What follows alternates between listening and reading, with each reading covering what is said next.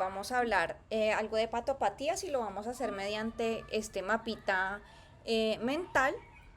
Y bueno, lo primero que tenemos que tener en cuenta antes de empezar es recordar un poco sobre la evaluación analítica en los laboratorios. Entonces, si nosotros lo que quisiéramos, por ejemplo, es evaluar la integridad como tal del hepatocito, nosotros pues podemos utilizar las transaminasas como la ST, la LT y podemos usar también la LH o lactato deshidrogenasa. Cuando estas pruebas están elevadas, pues van a ser indicativas de que hay un daño o puede haber inclusive muerte celular del hepatocito, ya sea por necrosis o por apoptosis. Si lo que nosotros queremos es evaluar la función excretora biliar, lo que podemos es hacer uso de la bilirrubina total, directa e indirecta, hacer uso, por ejemplo, también de la fosfatasa alcalina y la gamma-glutamiltransferasa. Entonces, si ellas están elevadas, lo podemos relacionar con colestasis o presencia de una obstrucción biliar. Y si ya lo que nosotros queremos evaluar es la función de la síntesis de ciertos metabolitos relacionados con la parte hepática, entonces podemos solicitar la albúmina. Recordemos que esta es una proteína y si hay hipoalbuminemia, pues nos está hablando de que hay lesión hepática. Recordemos también que se pueden ver alterados los factores de coagulación, que los veríamos prolongados. Y otro punto que es importante es evaluar ese amoníaco sérico, ¿cierto? Que realmente si él está elevado, indica que hay una pérdida de la capacidad funcional masiva a nivel hepático de un 80 o inclusive un 90%. Y recordemos que este amoníaco elevado pues va a estar muy relacionado con la encefalopatía hepática. ¿Listo? Bueno, ya partiendo de esto, entonces vamos a empezar a hablar de la patología inflamatoria. Solo como para recordar, existe pues hepatopatía infecciosas, hay bastantes hepatitis que podemos tener en cuenta. No vamos a profundizar en esto porque no es como el objetivo de este video, pero pues recordemos que tenemos las hepatitis A, B, C, D, E, inclusive podemos encontrar la E que es menos frecuente, pero pues también existe y podemos encontrar que estén en una infección aguda, crónica, ¿cierto? Y también a nivel infeccioso pues podemos encontrar el absceso hepático. ¿Qué sí vamos a profundizar un poquito más? Pues relacionado con la hepatitis autoinmune. Entonces vamos a irnos acá encimita. Entonces, la hepatitis autoinmune, pues es una hepatitis que es crónica, es progresiva. Realmente podríamos decir que su etiología es idiopática, pero pues está caracterizada por una respuesta inmunitaria dirigida ¿contra quién? Contra los hepatocitos. Es decir, que nosotros podemos llegar a encontrar la presencia de autoanticuerpos e hiperglobulinemia, sobre todo la IgE elevada en estos pacientes. Podemos encontrar una serie de tanto factores precipitantes como una predisposición genética.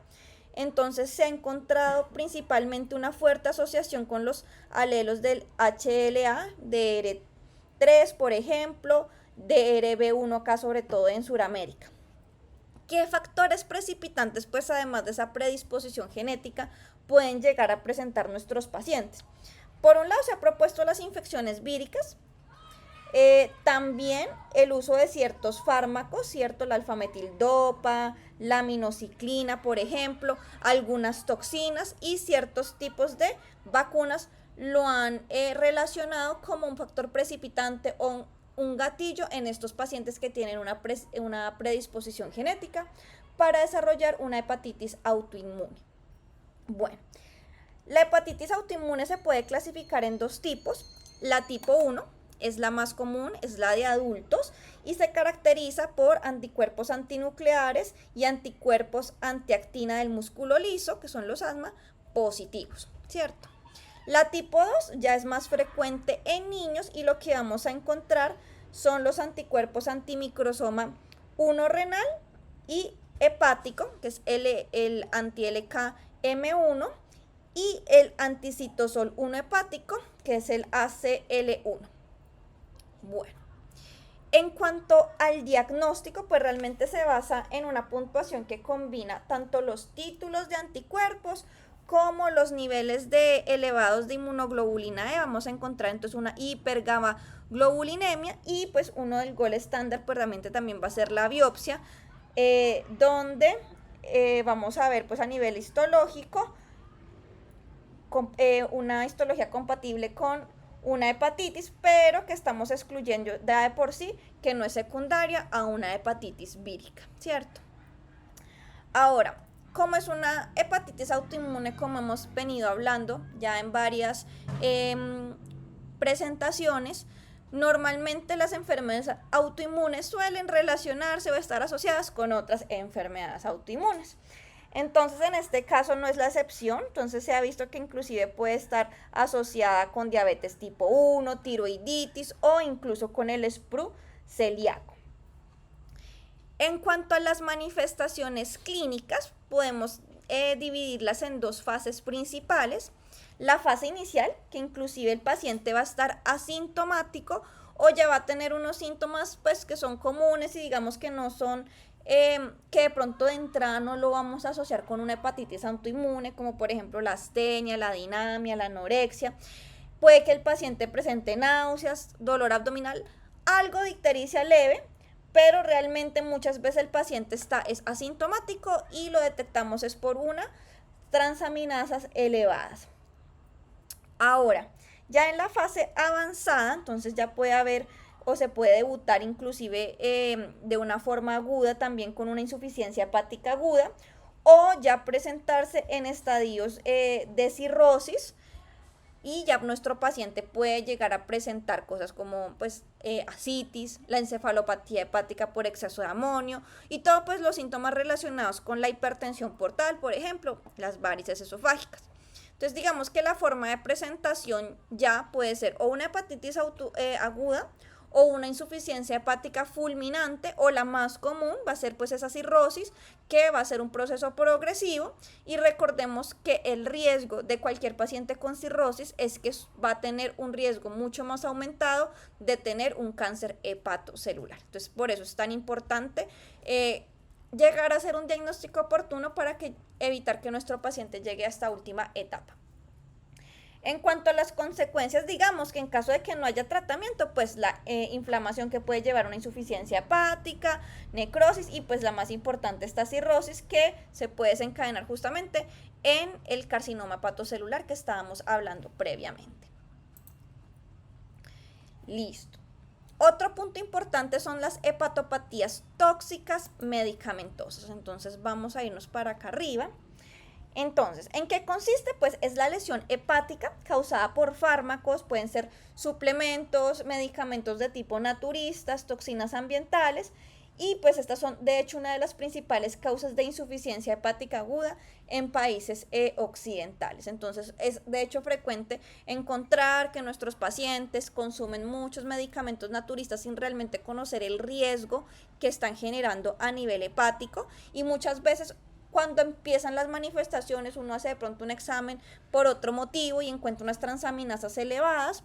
Cuando empezamos a interrogar a nuestros pacientes, pues llevan una dieta probablemente de pronto correcta, o nuestro paciente no toma alcohol. Entonces en este punto es importante identificar de pronto, o sea, preguntarle que no sea de pronto algún medicamento naturista, y de hecho es una de las cosas más comunes que se ve. En cuanto a la clasificación de las hepatopatías tóxicas medicamentosas, podemos decir que hay principalmente dos. La intrínseca, que podríamos decir que es la predecible.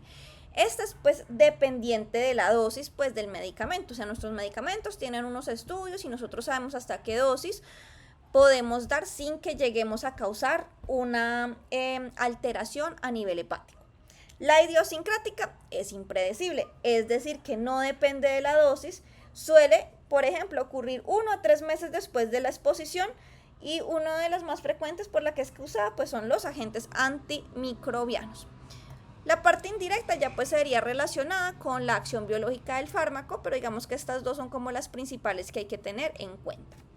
Factores de riesgo, pues además de estar consumiendo el medicamento, pues si por ejemplo nosotros tenemos edad avanzada, o digamos también hay predisposiciones o variantes genéticas que van a estar asociadas a que el paciente tenga un mayor riesgo ante un gatillo por un medicamento es que de pronto el paciente, además del medicamento, esté consumiendo otras sustancias que alteren el sistema del citocromo P450, por ejemplo, alcohol, tabaquismo, y el sexo femenino también se ha visto que es más predisponente a desarrollar este tipo de afecciones. En cuanto a la fisiopatología, lo tenemos acá. Vamos a aumentar esto, listo. En cuanto a la fisiopatología, bueno, como lo decíamos, se puede clasificar en dos: la dependiente de la dosis, ¿cierto? O la idiosincrática, que es la impredecible. La dependiente de la dosis, pues, ocurre de una forma segura si llegamos a alcanzar una dosis umbral, y el caso más representativo, que por eso aparece acá escrito, es el de paracetamol, donde el daño es causado por su metabolito, que es el NAPQI. Entonces, al agotar las defensas del hepatocito y haber un agotamiento también del glutatión, pues vamos a causar la lesión a nivel hepático. En la toxicidad idiosincrática, lo que dijimos, no es dependiente de la dosis, realmente ocurre en una minoría de las personas y ya puede estar mediada pues por algunos factores genéticos o inmunológicos que hacen a esta persona un poco más predisponente a desarrollar una toxicidad a nivel hepático. Está muy relacionado, por ejemplo, con variantes en la enzima NAP2 que incrementan justamente este riesgo de daño, por ejemplo, con la isoniazida, que es uno de los medicamentos que pueden llegar a afectar este tipo de toxicidad.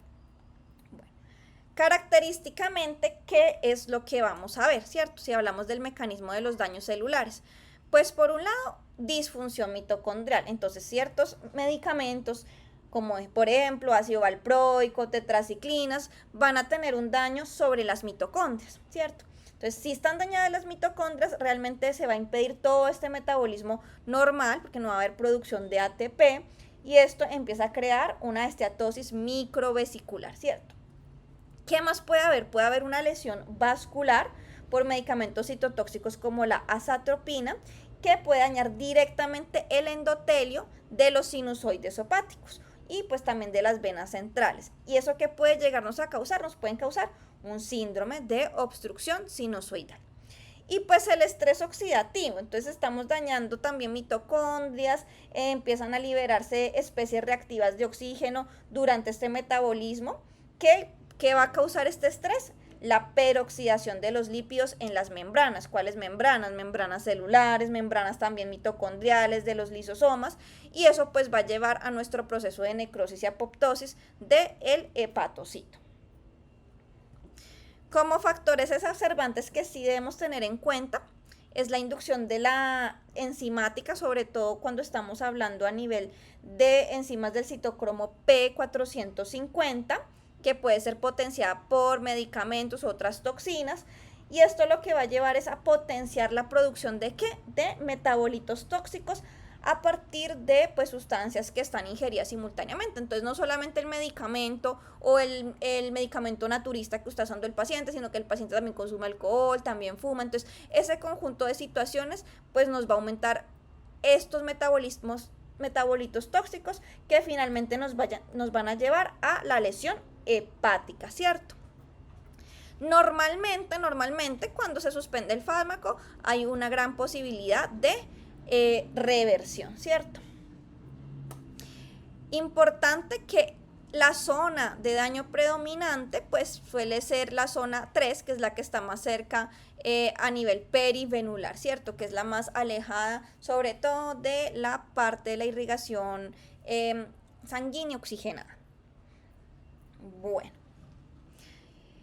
aquí también pues tenemos como una pequeña resumencito ya en modo de historia, más sencillo de pronto para memorizar, muy similar pues a lo que hablamos anteriormente, pues para que lo tengan y lo puedan repasar. Entonces, puntos importantes, digamos que las consecuencias, además de pues ya lo que habíamos hablado, pues estos metabolitos tóxicos van a generar que necrosis, apoptosis de los hepatocitos, la peroxidación de los lípidos, daño de las células, daño de las mitocondrias, ¿cierto? y puede haber esteatosis microvesicular. Entonces eso pues va a llevar a la necrosis hepática. ¿Qué otros patrones morfológicos podemos llegar a ver? La colestasis y pues el daño del endotelio, ¿cierto? Bueno, vamos a seguir entonces ya avanzando en los siguientes puntos de nuestro mapa. Y vamos a irnos a hablar de algo muy importante también, que es la hepatopatía alcohólica.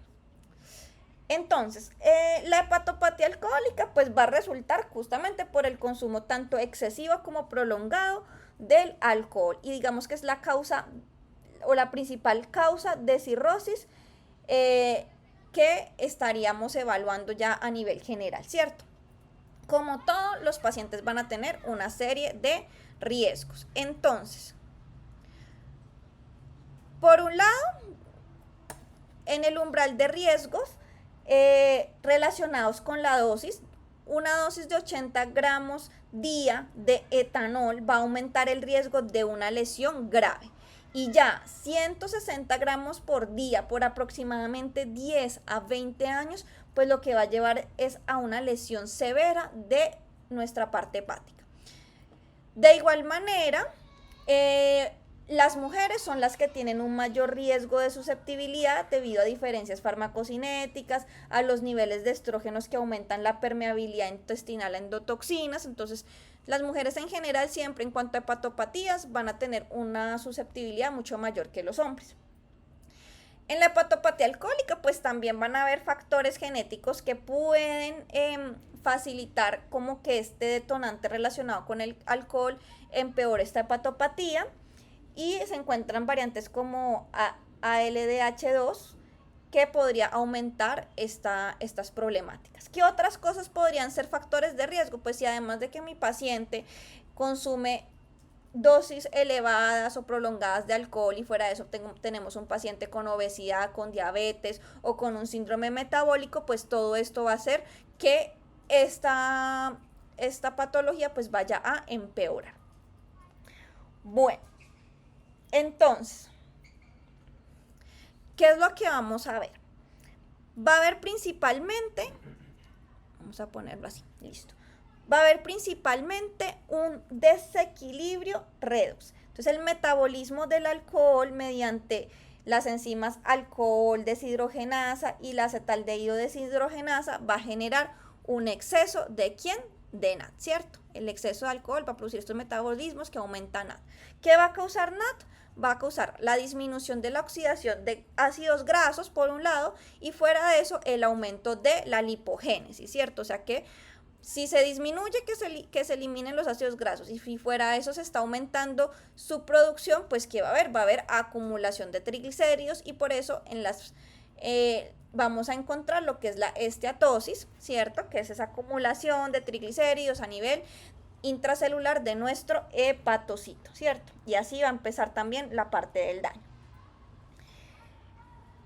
Bueno, en cuanto al daño celular y el estrés oxidativo, el acetaldehído, ¿cierto? Que es el metabolito que va a inducir la peroxidación de los lípidos, va a ser el encargado de dañar ese citoesqueleto y las membranas celulares, y pues también va a generar daños a nivel de la proteína, ¿cierto? Por otro lado, va a haber una inducción del sistema CYP2E1, y pues el consumo crónico de alcohol pues justamente va a activar esta enzima del citocromo P450. ¿Qué va a ocasionar? Pues que se liberen y se generen especies reactivas de oxígeno. Y como lo hemos venido viendo a lo largo del curso de fisiopatología, pues las especies reactivas de oxígeno van a actuar dañando membranas celulares, y entre esas pues también daño mitocondrial, ¿cierto? Si tenemos daño mitocondrial, ¿qué no va a haber? No va a haber producción de ATP, no hay energía, va a haber mayor estrés oxidativo y la célula se va a ir a muerte celular programada, es decir, a apoptosis.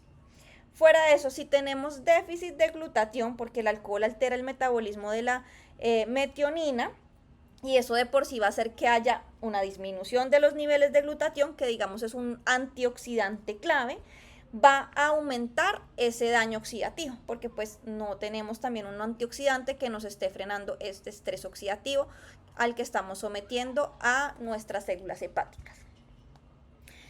En cuanto a la respuesta como tal inflamatoria, el consumo de alcohol aumenta la permeabilidad intestinal, permitiendo que, por ejemplo, endotoxinas bacterianas del tracto gastrointestinal pasen a través de la circulación portal y lleguen ¿a dónde? A nivel hepático, ¿cierto? ¿Qué va a pasar a nivel hepático? Se van a activar las células de Kupffer. Como las endotoxinas se van a unir a receptores CD14, TLR4, que están ubicados en esas células de Kupffer, que recordemos son los macrófagos residentes a nivel hepático, y eso va a desembocar en la liberación ¿de qué? De citocinas proinflamatorias, como ¿quién? El factor de necrosis tumoral alfa. Todo esto va a llevar a que en la fase, sobre todo de la hepatitis alcohólica, se observe también el aumento de ¿quién? De infiltrado neutrofílico, y también suele mostrarse la presencia de hialina de Mallory, que son filamentos de queratina degradados. Todo esto se ve en este proceso. Si esta respuesta inflamatoria continúa avanzando, ya empezamos a entrar como en las fases finales del proceso fisiopatológico de la hepatopatía, que es la relacionada con la fibrosis y cirrosis, que es una fase que ya sería irreversible. Entonces, ¿qué es lo que va a pasar? Va a haber una activación de las células estrelladas, justamente ocasionada por esta inflamación crónica, por estas citocinas que están activando estas células estrelladas hepáticas, y ellas ¿qué van a hacer? Ellas se van a transformar en miofibroblastos. Los miofibroblastos van a empezar entonces a hacer un depósito de colágeno, entonces van a crear un patrón de cicatrización donde la fibrosis va a empezar típicamente en la zona 3 perivascular, que es la zona de mayor riesgo a nivel hepático, y va a empezar a rodear a los hepatocitos en un patrón de alambre de gallinero, podría decirse. Eso es justamente lo que va a empezar a generar ese patrón de cirrosis micronodular. Entonces, en conclusión, la progresión es que empezamos, bueno, con nuestros umbrales, nuestros factores de riesgo, va a haber esteatosis, es decir, esa acumulación de triglicéridos a nivel intracelular del hepatocito, va a haber una desencadenación de inflamaciones, de esa hepatitis alcohólica, y esa fibrosis nos va a llevar a esa fase irreversible que es la cirrosis. Y recordemos, paciente que ingresa a cirrosis, paciente que además va a tener, además de todas las complicaciones relacionadas con la cirrosis, hipertensión portal, encefalopatía hepática, pues van a tener un riesgo mucho más aumentado de un cáncer hepático. A nivel morfológico, pues acá estamos viendo las imágenes macro y micro. Entonces, en la imagen macro, que es la de arriba, pues vemos esa nodularidad difusa, característica de la superficie, que vemos como esa cicatrización fibrosa, ¿cierto? Vemos que los nódulos, pues más o menos, o sea, se ven claramente, miren que se pueden ver varios nódulos, y ese hígado empieza al principio, cuando él está en esteatosis, en hepatitis, pues está inflamado, puede haber hepatomegalia, pero ya en la etapa de fibrosis va a haber una retracción y vamos a encontrar un hígado más pequeño, ¿cierto? En la última imagen ya vemos la parte microscópica. Entonces vemos que se caracteriza por esos nódulos, que los vemos acá, miren estos nódulos, que están atrapados entre ¿qué? Todo esto que vemos acá teñido de azul, de moradito, pues son ese tejido fibroso, ¿cierto? Y pues eso es lo que finalmente da el patrón en nuestra cirrosis de tipo alcohólica, ¿cierto? Bueno, manifestaciones clínicas. Cuando nuestro paciente está en la fase de esteatosis hepática, pues usualmente nuestro paciente está asintomático, ¿cierto? Ya cuando tenemos nuestro paciente con hepatitis alcohólica, pues el paciente va a tener ictericia, puede llegar a tener fiebre, dolor en hipocondrio derecho, malestar general, y en ciertos casos, ya cuando nuestro paciente llega a cirrosis, pues vamos a ver todas las complicaciones relacionadas, la hipertensión portal, la citis, varices esofágicas, que pueden romperse y llevar a una hemorragia masiva que puede poner en riesgo la vida de nuestro paciente. Podemos tener la encefalopatía hepática causada por ese aumento de amonio y también, por ejemplo, la esplenomegalia. Y no olvidemos, muy importante tener en cuenta ese riesgo de cáncer hepático en esos pacientes que están con cirrosis. De igual manera, pues aquí les dejo una infografía de lo que hemos hablado, pero ya en manera de historieta para que les facilite la memorización. ¿Listo? Y el entendimiento también de la enfermedad. Bueno, vamos a devolvernos para cerrar esta. Y ya vamos a empezar entonces con la enfermedad metabólica, empezando con la hereditaria. Entonces, una que no solamente hemos hablado aquí en el módulo de digestivo, sino que también la estamos hablando en el módulo de pulmonar, es la deficiencia de alfa-1 antitripsina. Entonces es un trastorno metabólico autosómico recesivo, genético, ¿cierto? El gen que más está relacionado es el gen de la serpina 1 que se encuentra en el cromosoma 14 y podemos tener, por ejemplo, el genotipo PIS, donde lo que hay es una proteína mal plegada que se está acumulando a nivel del retículo endoplasmático del hepatocito. Y recordemos cuando nosotros veíamos los primeros módulos de generalidades de la patología, que hablábamos del estrés del retículo endoplasmático. Entonces, si ese exceso de proteínas mal plegadas sobrepasan la capacidad adaptativa de nuestro retículo endoplasmático, pues el hepatocito, ¿qué va a decidir? Decidir que va a muerte celular programada, es decir, apoptosis, y eso es lo que nos va a llevar finalmente a un daño, en este caso, pues a nivel hepático, ¿cierto? Fuera de eso, pues recordemos que esas proteínas mal plegadas no se pueden secretar, entonces lo que ocurre es que empiezan a acumularse.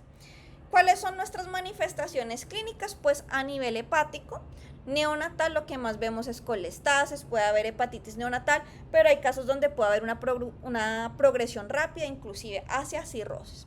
En los niños, pues más que todo es una hepatopatía persistente, y en adultos ya lo que vamos a ver es una hepatitis crónica que puede avanzar a cirrosis y, como en todos los casos, si ya llegamos a cirrosis, pues estos pacientes van a tener un mayor riesgo ¿de qué? De hepatocarcinoma.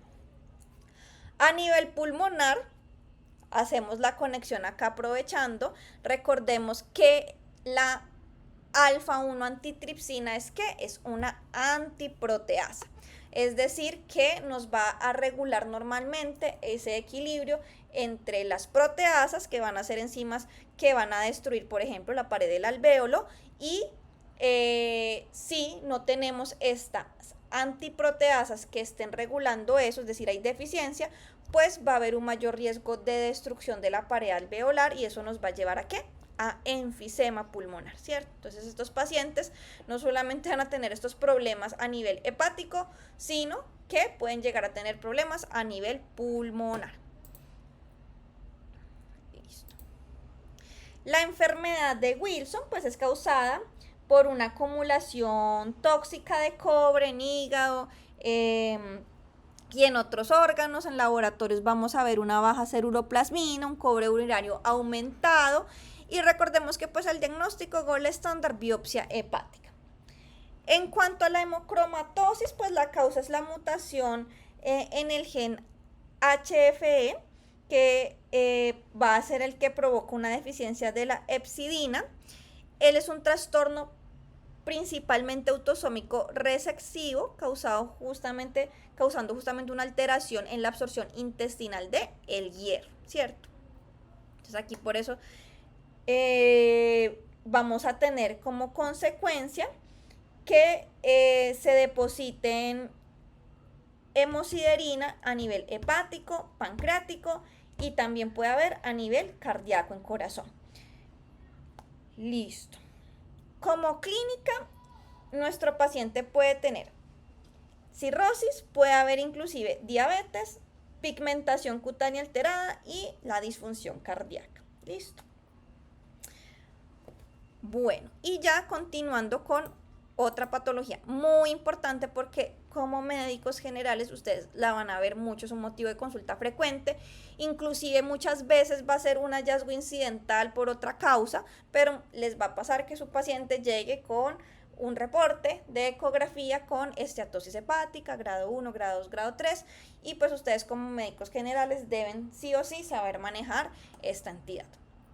Entonces, ¿en qué consiste? La presencia de estatosis hepática en ausencia de consumo de alcohol. Aquí estamos hablando de una estatosis hepática no alcohólica porque como vimos, pues también a nivel del alcoholismo en las primeras etapas, pues va a haber una esteatosis hepática. Entonces lo primero es que descartemos que no sea por consumo de alcohol o otras causas secundarias, por ejemplo, por consumo de algún medicamento, alguna otra toxina, ¿cierto? Esta enfermedad, pues lo que vamos a ver es una acumulación de grasa en más del 5% de los hepatocitos y está muy asociada a síndrome metabólico. Este síndrome metabólico, pues lo vamos a reforzar mucho más cuando veamos el módulo endocrino, pero pues en general los criterios es que el paciente va a tener presión arterial elevada, puede tener resistencia a la insulina, intolerancia a la glucosa, hipertrigliceridemia, dislipidemia, usualmente son pacientes que presentan obesidad central, como factores de riesgo asociados, justamente vamos a encontrar esos mismos relacionados con nuestro síndrome metabólico y adicionalmente el sedentarismo. Bueno, en cuanto a la fisiopatología, vamos a ponerlo acá para que se vea, listo. Entonces, digamos que es un proceso complejo que va a estar impulsado principalmente por alteraciones a nivel metabólico y también a nivel de estrés celular. Entonces, uno de los factores centrales que lo estamos viendo acá justamente es la resistencia a la insulina. Digamos que ese se considera el factor de mayor importancia porque va a provocar que el tejido adiposo visceral se vuelva disfuncional. Eso va a llevar a que haya acumulación de lípidos. Entonces, la resistencia a la insulina aumenta como tal la liberación de ácidos grasos libres desde los hepatocitos hacia la circulación, los cuales van a ser, desde los adipocitos hacia la circulación, y estos pues van a ser captados a nivel del hepatocito. ¿Y el hepatocito cómo los va a almacenar? Los va a almacenar como triglicéridos. Entonces ahí empezamos con ese proceso de la esteatosis hepática. Entonces viene la acumulación de líquidos, secundaria a la resistencia a la insulina, aumento de ácidos grasos libres, los capta el hígado y los almacenamos como triglicéridos, ¿cierto? ¿Qué va a ocurrir? Va a haber una disfunción también de las adipocinas. Entonces los adipocitos disfuncionales empiezan a sintetizar citocinas proinflamatorias como el factor de necrosis tumoral alfa y van a reducir la producción de la adiponectina y por lo tanto va a haber una disminución de la oxidación de grasa. ¿Eso qué va a ocasionar? Que haya una mayor acumulación lipídica que finalmente van a ser también captados pues a nivel hepático y pues vamos a empeorar justamente ese almacenamiento como triglicéridos a nivel del hepatocito. Ahora, va a haber una alteración también de la lipofagia, ¿cierto? Entonces, los hepatocitos normalmente regulan negativamente la lipofagia en una forma de macroautofagia. Esto va a impedir que se produzca esa degradación normal de las grasas. No se están degradando. Entonces, ¿qué están pasando? Todo ese exceso de ácidos grasos que fuera de eso se están produciendo más por la disfunción de las adipocinas, empiezan a acumularse a nivel intrahepático, ¿cierto? ¿Qué va a causar esto? Va a causar un estrés oxidativo, ¿cierto? Las células que están muy cargadas de grasa empiezan a ser mucho más sensibles a los productos de la peroxidación lipídica. Y recordemos, peroxidación lipídica va a dañar tanto membranas celulares como las membranas de la mitocondria o inclusive las membranas de los lisosomas. Todo eso va a provocar daño celular. Entonces nuestro hepatocito se va a ir a apoptosis o inclusive a necrosis, ¿cierto? ¿Qué va a pasar? Pues va a haber también una activación inflamatoria, ¿cierto? ¿Quiénes van a estar ahí liderando? Pues las células de Kupffer, que recordemos son los macrófagos a nivel hepático, ellas se activan y empiezan a liberar citoquinas y como por ejemplo el factor de necrosis tumoral alfa, ¿cierto? ¿Qué va a pasar eso? ¿Qué va a pasar con todo eso? Empieza a activarse ese patrón de fibrosis. Entonces recordemos que siempre la zona que va a estar en más riesgo, donde va a empezar el problema, es en la zona 3, que es la zona perivenular, que es la que está más alejada de la zona portal, ¿cierto? ¿Qué va a pasar? Va a haber una fibrogénesis. Miren, las células estrelladas hepáticas se activan, se forman, se convierten en miofibroblastos y ellos ¿qué van a hacer? Depositar colágeno. Y ese colágeno va a ser ese patrón característico en alambre gallinero que ya estábamos describiendo previamente. O sea que si nos damos cuenta, realmente cuando hablamos de las fisiopatologías hepáticas, son muy similares. Realmente lo diferente podríamos decir que es cómo inician, el motivo por el que inician, pero llega un punto donde todo lo que empieza a pasar, el daño hepático, es muy, muy similar, prácticamente igual. Entonces, pacientes con esteatosis, luego viene la inflamación, que es esa esteatohepatitis, luego viene ya ese patrón fibrótico que va a desembocar en cirrosis, ¿cierto? Es por eso que un paciente con una esteatosis hepática no alcohólica, si no lo cuidamos, si no le damos las indicaciones correctas de tener una adecuada dieta, bajar de peso, controlar todos los factores relacionados de riesgo relacionados con nuestro síndrome metabólico, pues puede llegarle a pasar exactamente lo mismo que si fuera un paciente alcohólico. Entonces de ahí la importancia de que conozcamos la fisiopatología de ambas enfermedades para que sepamos darle las indicaciones correctas a nuestros pacientes. Bueno, normalmente cuando nosotros tenemos a nuestro paciente en el estadio 1, que es cuando ustedes usualmente les llegan muchas veces a la clínica, son pacientes asintomáticos que pues normalmente de pronto se dieron cuenta más como un hallazgo incidental que por otra cosa, pero es importante hacer el seguimiento. Muchas veces los pacientes en este estadio pueden llegar a tener ya una elevación de las transaminasas, entonces es un signo de alerta también para estar pendiente, porque sí, acuérdense que las transaminasas nos están hablando justamente de daño o lesión del hepatocito. Entonces hay que saber orientar a sus pacientes, estarles haciendo también su seguimiento y mejorar de manera importante los hábitos de vida saludables de nuestros pacientes, ¿cierto? La morfología realmente es muy similar a la de la hepatitis alcohólica, a la esteatosis hepática alcohólica, donde pues vamos a ver justamente la esteatosis, pero que si sigue avanzando pues va a llegar justamente a esa cirrosis, y de igual manera paciente con cirrosis, paciente con riesgo de carcinoma hepatocelular. Finalmente les dejo otra vez también la historieta relacionada con lo que hablamos de la esteatosis hepática no alcohólica, para que les facilite un poco más el entendimiento de las enfermedades. Chicos, eso era todo lo que íbamos a hablar acá en este resumen. Espero que les haya gustado. Cualquier duda me avisan. Listo.